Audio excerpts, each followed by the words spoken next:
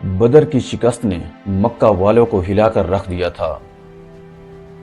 قریش کے 70 سردار مارے جا چکے تھے اور مکہ کی فضا میں ایک ہی لفظ گونج رہا تھا: انتقام۔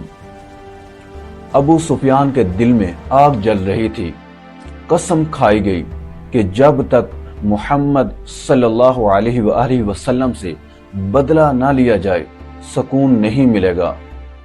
لیکن کسی کو معلوم نہ تھا کہ احد کا میدان صرف جنگ کا نہیں بلکہ ایمان کی آزمائش کا میدان بننے والا ہے۔ سن 3 ہجری کو مکہ والوں نے 3000 کا لشکر تیار کیا۔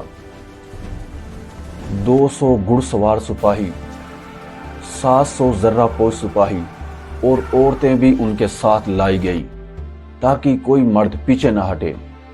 اور ادھر مدینہ میں خبر پہنچی، رسول اللہ صلی اللہ علیہ وآلہ وسلم نے مسجد نبوی میں صحابہ کو مشورے کے لیے بلایا ہے۔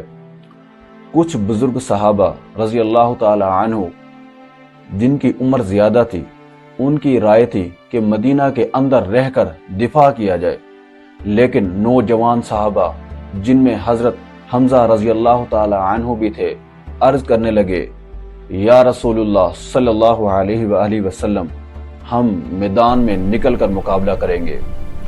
رسول اللہ صلی اللہ علیہ وآلہ وسلم نے ان کے مشورے کو پسند فرمایا